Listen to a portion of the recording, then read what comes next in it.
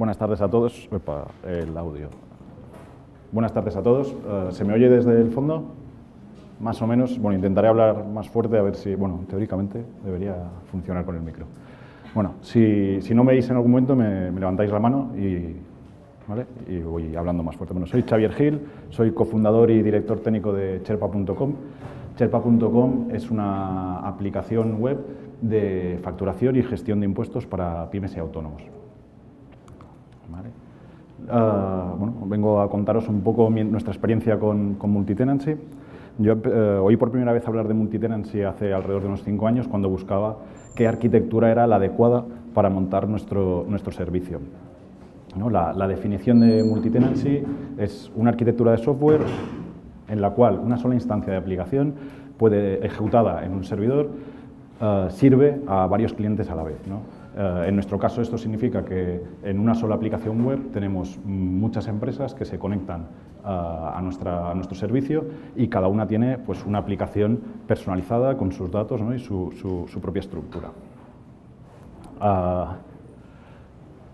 En ese momento encontré un paper muy interesante que cualquiera que quiera trabajar con arquitecturas multitenant le recomiendo que se lea, que es de Frederick Chang, Gianpaolo Carraro y Roger Walters de Microsoft, donde explican básicamente cuáles son las arquitecturas más adecuadas para multitenancy y cuáles son sus ventajas y sus inconvenientes. Haré un paso muy breve, ¿no? Para que todos más o menos estemos en el mismo punto. Básicamente, las arquitecturas que podemos encontrar son 3. Múltiples bases de datos, esquema compartido o múltiples esquemas dentro de la misma base de datos, ¿no? ¿Qué significa? Bueno, múltiples bases de datos, pues simplemente para cada uno de los clientes que tengamos vamos a configurarle o vamos a tener una base de datos totalmente separada. ¿Cuál es probablemente el mayor inconveniente de trabajar con múltiples bases de datos? Al trabajar con múltiples bases de datos, lo que tenemos es una serie de recursos que consume cada una de las bases de datos que vamos a ir ampliando a medida que vayamos añadiendo clientes, ¿no? Mientras la principal ventaja es el nivel de aislamiento. Los datos están totalmente separados, ¿no? Y no hay posibilidad de que se mezcle información de un esquema a otro, ¿no? De un cliente a otro. Múltiples esquemas en la misma base de datos. Bueno, no todas las bases de datos soportan esta funcionalidad, ¿no?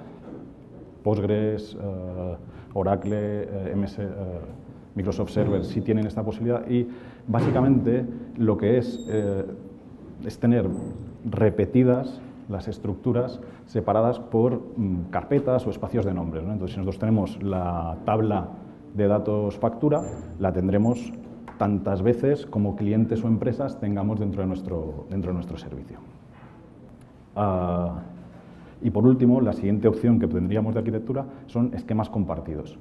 Esquema compartido pues sería una sola base de datos donde todas las tablas tendrían que hacer referencia a una tabla que fuera empresa o cliente, ¿no? Entonces, cualquier consulta que hiciéramos tendría que hacer siempre referencias o tener que estar filtrada por ese campo. ¿Vale? Bien. ¿Cómo hemos hecho nosotros la implementación en nuestro sistema de Django, de múltiples tenants, ¿no? Nosotros utilizamos Django como framework principal de desarrollo y en Django existe una librería que es Django Tenant Schemas que de forma muy sencilla te permite hacer trabajar con multitenant, ¿no? Django Tenant Schemas utiliza el paradigma de medio que os he comentado, es decir, trabaja con una sola base de datos y múltiples esquemas dentro de la base de datos.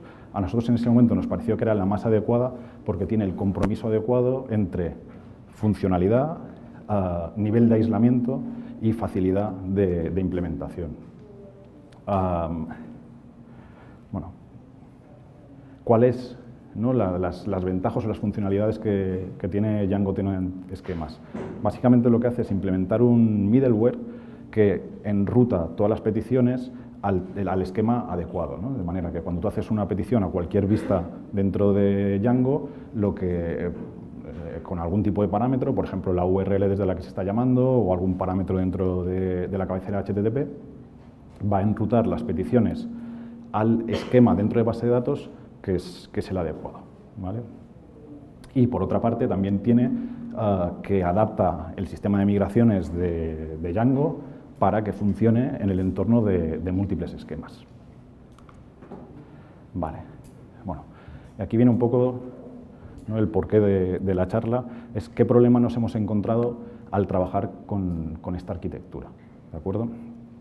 El principal problema es el volumen de tablas con el que acabas teniendo que trabajar, ¿de acuerdo? Nosotros, ¿cómo puedo cambiar un dato, o sea, una estructura de una tabla si acabo teniendo 250.000 o 5 millones de tablas, ¿no?, dentro de mi esquema? Que tenga la velocidad adecuada para hacer las migraciones y que con la seguridad adecuada, ¿no? Y el otro reto principalmente tiene que ver con las copias de seguridad. Los tiempos de restauración de la base de datos con Postgres trabajando con múltiples esquemas son extremadamente lentos, ¿no? Para que os hagáis una idea, ahora mismo nosotros podemos tardar entre 5 y 6 horas en hacer un restore de base de datos, ¿vale? Con lo cual, si vais a plantearos trabajar con múltiples esquemas, vais a tener que hacer multitenancy, son dos problemas con los que os vais a tener que enfrentar desde el principio y que vais a tener que atacar, ¿vale? Bien, ahondando un poquito en el tema de las migraciones, ¿vale? Las migraciones en Django Tenant Esquemas se realizan de forma iterativa, es decir, si tú tienes 100 tenants, va a ir haciendo cada uno después de otro. Si una migración básica dentro de Django tardaba un segundo en realizarse, cuando tengas que hacerlo en producción en todos tus tenants, en todos tus clientes que están en producción, pues tardará uno por el número de tenants, ¿no? En nuestro caso teníamos 3.500 tenants cuando preparé la charla, entonces era casi una hora para hacer una migración que el local tarda un segundo sobre tu base de datos en desarrollo, ¿vale?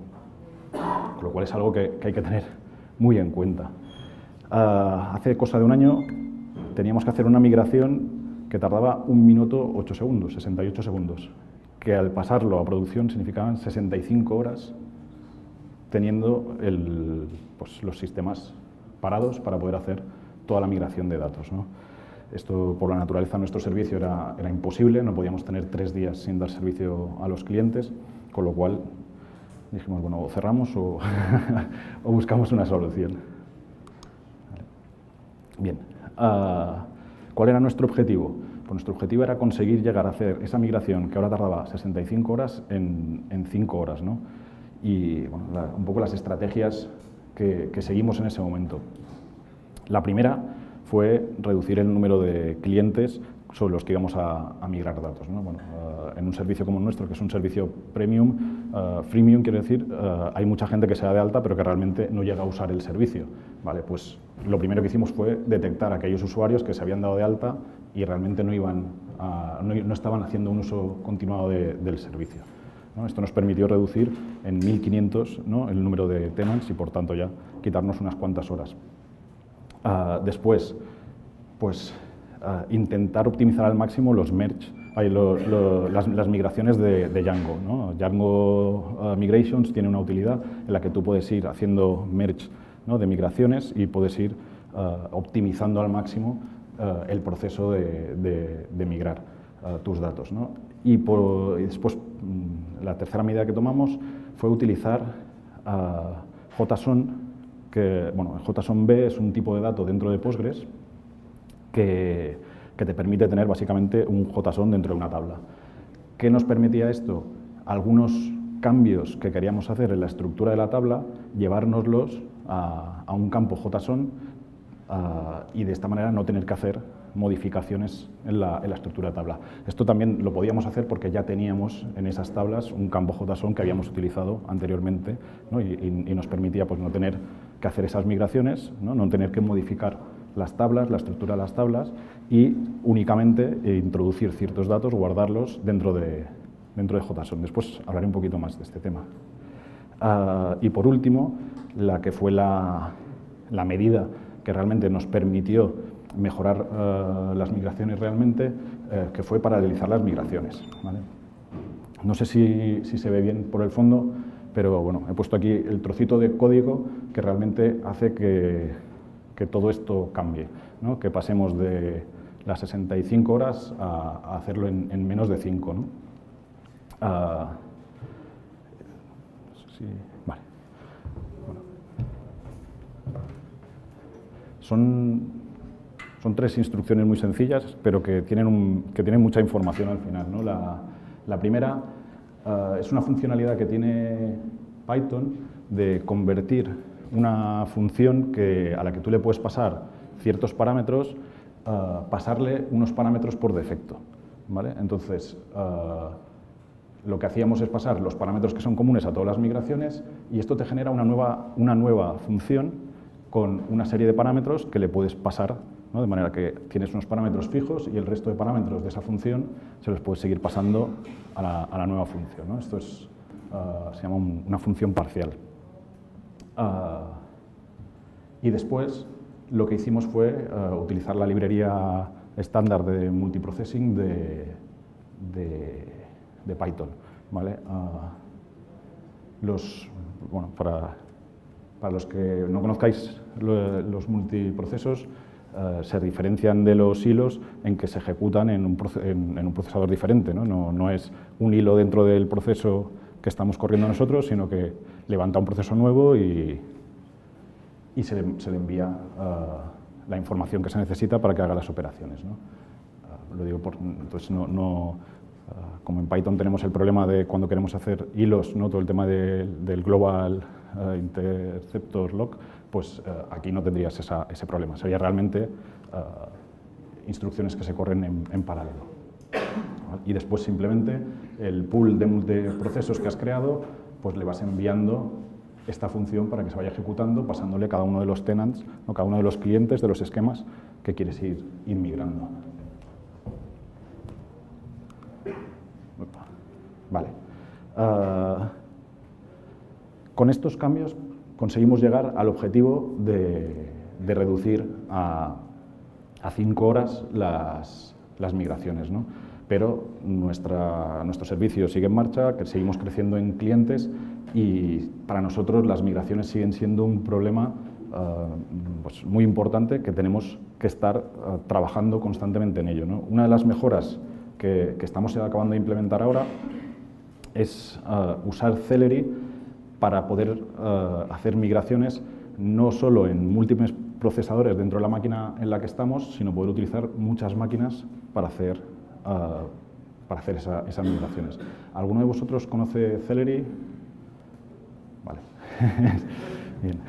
Para los que no lo conozcáis, Celery es una librería de Python que permite utilizar un sistema de colas para lanzar tareas y que después se ejecuten en el mismo ordenador o en cualquier ordenador que esté escuchando en las colas, ¿de acuerdo? Entonces, de esta forma, lo que hemos hecho nosotros es crear una nueva, hemos mejorado la librería Django Tenants Schemas, creándole la opción de trabajar con Celery para hacer las migraciones, ¿no? También os he puesto un poco el código para que vierais un poco la diferencia de trabajar con múltiples procesos o trabajar con colas, ¿no? Donde al final la idea sigue siendo, bueno, pues tengo que tener una función que es la que ejecuta la tarea, en lugar de aquí de hacer un parcial, lo que se hace es una tarea de Celery y después básicamente se vuelve a hacer lo mismo, se crea, en este caso es un group en lugar de un pool y se hace un for para ejecutar la función que hemos declarado sobre cada uno de los tenants, ¿no? ¿Cuál es la ventaja principal de Celery frente a paralelizar? Por lo que os he comentado. Al paralelizar, lo que estamos haciendo es aprovechar al máximo la máquina con la que estamos trabajando en ese momento. Es decir, estamos utilizando todos los procesadores, pero si queremos poder superar esa limitación, que es el número de procesadores que tengamos en esa máquina, necesitamos pues, crear algún tipo de forma de distribuir esa carga, ¿no? En este caso aquí el límite será la capacidad que tenga realmente la base de datos de atender las peticiones que vayamos haciendo, ¿no? Entonces, como siempre se puede poner más base de datos, más máquina y solucionaremos el problema, ¿no? Esta parte. Vale. Bien, ¿cuáles son dos medidas más que estamos estudiando y que creemos que van a ser también fundamentales a la hora de mejorar las migraciones, ¿no? Empezaré por la última porque es la más fácil. Eliminación automática de tenants que no se usan. Nosotros ahora mismo todo el proceso de limpiar los tenants lo hacemos muy manual, ¿no? Una vez al año cogemos, miramos todos los usuarios que no han entrado durante todo ese año y eliminamos esos tenants. Bueno, pues estamos trabajando en hacer algún tipo de proceso que haga toda esa parte de forma automatizada, ¿no? Si tenéis que hacer algún tipo de desarrollo con multitenancy, creo que vale la pena ya desde el principio tener claro que los clientes o que los usuarios no tienen una vida eterna y que tenemos que ir haciendo pues, un garbage collector, ¿no? para ir limpiando instancias. Y después, migración progresiva, ¿vale? Migrar progresivamente implica tener de alguna manera varias instancias, ¿no? de tu aplicación corriendo para que, según si ya está migrado o no está migrado ese cliente, enrutarlo a la aplicación, ¿no? al servidor de aplicaciones correcto. Con lo que es una capa más de complejidad sobre la que ya tengamos. Pero la idea que creemos que vamos a tener que implementar sí o sí por el volumen que tenemos es esta, ¿no? Si nosotros, si en el momento que tenemos que hacer una migración de datos, va a haber un momento en que será imposible, por muchos procesos que hagamos, realizar todas las migraciones en todos los tenants a la vez. Entonces tendremos que ir haciendo de forma progresiva, ir migrando parte de los clientes y tener alguna manera de diferenciar cuáles sí se han migrado y cuáles no, ¿no? En el momento que tengamos esto, lo que tarde el conjunto de la migración, pues dejará de tener relevancia. Ahora, realizar esta capa extra de complejidad no es sencillo, ¿vale? Vale. Creo que he ido muy rápido. Bueno, no. Conclusiones. Bueno, a ver, si tenéis muchos clientes que tienen una estructura de datos pequeña, es decir, que tienen pocos datos, probablemente es mucho mejor optar por un esquema compartido, ¿vale? Un esquema compartido, las migraciones cualquier cambio en la estructura de datos va a ser muchísimo más sencilla. ¿Cuál es el gran problema, ¿no? con el esquema compartido? Uno, que toda la seguridad o todo el aislamiento de los datos depende del programador. Un pequeño fallo en una consulta, que se olviden, ¿no? de relacionar con la tabla principal, pues generaría una brecha en la información. Y que si tenéis clientes con desigual volumen de datos, puede haber algunos clientes que tengan una cantidad muy importante de información y otros que tengan muy poca, y que el sistema se vea perjudicado, ¿no? Para aquellos que tienen muy poquita información pueden ir muy lentas algunas consultas, ¿no? Porque el conjunto de todos los datos para una determinada tabla puede llegar a ser muy grande. Entonces, y después el tema del aislamiento. Si el aislamiento, es decir, si necesitáis tener una garantía de que no va a haber datos que van a pasar de un cliente a otro, el utilizar múltiples esquemas o bases de datos separadas es muchísimo más seguro que utilizar esquema compartido. ¿Vale? Os he comentado que nosotros habíamos utilizado el tipo JSON de Python, de Postgres, para reducir el número de cambios que teníamos que hacer en las tablas, ¿no? Para tener una flexibilidad en la estructura de las tablas. Bueno, sí, nos da una flexibilidad, pero también a un coste, ¿no? Si queremos tener si vamos a tener una base de datos que sea JSON, pues mucho mejor irnos a una base de datos no relacional, tipo Mongo o similar, ¿no? La ventaja de tener una cierta flexibilidad no nos tiene que deslumbrar, ¿no? Y decir, pues voy a meterlo todo dentro de un JSON y simplemente tengo 2 o 3 referencias a otras tablas y ya está, ¿no? Os he puesto aquí un enlace, ¿vale? A un artículo muy interesante de cuándo no debe usarse el tipo JSON B dentro de Postgres, ¿de acuerdo? Que básicamente lo que dice es si son datos con una estructura relacional bueno, no va a poder hacer buenos índices y no va a poder hacer buenas búsquedas, ¿no? Lo que os he comentado desde el principio, hay que tener mecanismos para garantizar que solo tenemos los clientes activos. Y después, la última, colaborar con proyectos open source mola, pero no siempre es fácil, ¿no? Nosotros, todo lo que os he explicado que hemos hecho de las migraciones con Django Content Schemas, lo hemos compartido con el proyecto y, bueno, es un proyecto que no tiene el dinamismo a veces que se necesita para una empresa y, por ejemplo, esta última aportación, que es utilizar Celery, llevamos 3 meses y seguimos sin tener respuesta todavía de si les va a gustar, si lo aceptan o no, pero bueno, esto ya es muy bien. Pues, por mi parte... Si tenéis alguna pregunta, Javier. Vale.